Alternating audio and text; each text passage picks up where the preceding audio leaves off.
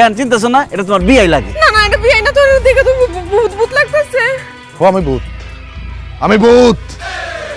আমি এখনো রাতের বেলা ডিনার করি না, আমার পেটে অনেক খিদা। আমি এখন ডিনার করব। ভূত ভাই আপনি যান ডিনার করে আসেন। এই যে ডিনার তো আমার সামনে, আমি তোরে দিয়েই ডিনার করব। তোর মতো সুন্দরীর শরীরের রক্ত দিয়া ডিনার করব। এর চাইতে সুন্দর ডিনার আর কি হইতে পারে?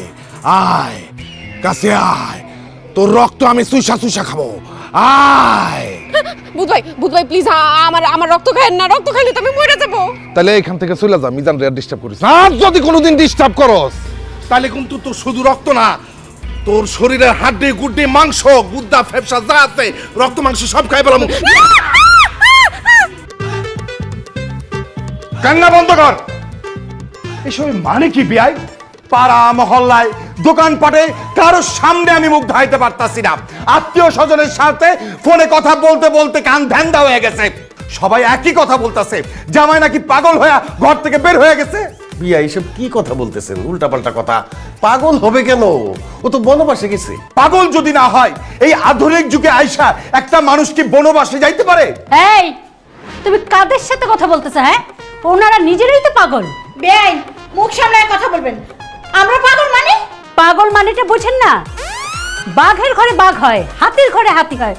পাগলের ঘর থেকে আপনারা পাগল, এই জন্য আপনাদের ঘরেও পাগল হইছে। বিশ্বাস করেন বেআইন, আমি পাগল না, তবে ওনার কথা আমি বলতে পারি না। কি? আমার কথা বলতে পারো না? তার মানে বলতে চাও আমি পাগল? আসলেই তো আমি পাগল। পাগল না হইলে তোমার মতো মহিলার সাথে 28 বছর ধরে কেউ ঘর করে? এই খবরদার বলছে, একদম মুখ সামলায় কথা বলবা। বিয়াইন, আপনারা ঝগড়া বন্ধ করেন। এই সেতু, তোর সামনে দিয়ে জামাই যে বনবাসে চইলা গেল, তুই তারে ধরতে পারলি না? আমি কি তোরে হাওয়া খাওয়া বড় করছি? তুমি কি ভাবছো তাকে আমি ধরি নাই? তাকে আমি জাপটায় ধরে রাখছিলাম, কিন্তু সে সব ভাঙা চুরা বনবাসে চলে গেছে। যেখানে বনবাসে গেছে সেইখানে পর্যন্ত গেছিলাম তাকে ফিরে আনার জন্য। রাত্রে গেছিলাম একটু খাতির করার জন্য, কিন্তু যাওয়ার পরে যা দেখলাম, মা গো মা, চিন্তা করলে আমার গা শিউরে উঠতেছে। আমি মরে গেলে ওখানে আর যাই।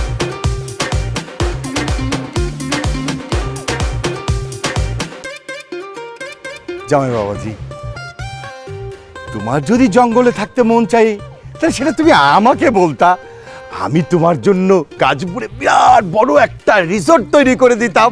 আরে তুমি যে জায়গায় থাকতেছো সেটা তো আমারই ভাল লাগতেছে না। লোকে বলে বলে রে ঘর বাড়ি বালা নাই আমার, কি ঘর বানাইমু আমি, কি ঘর বানাইমু আমি শূন্যের মাঝারে। লোকে বলে বলে রে ঘর বাড়ি বালা নাই আমার।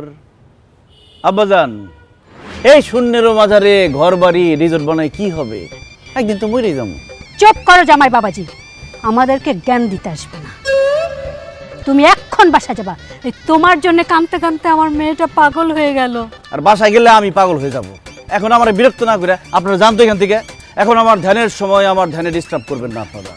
জামাই বাবাজি, আমি তোমাকে একটা ফ্ল্যাট কিনে দিব। ব্যবসা করানোর জন্য আমি তোমাকে 10 লাখ টাকা দিব।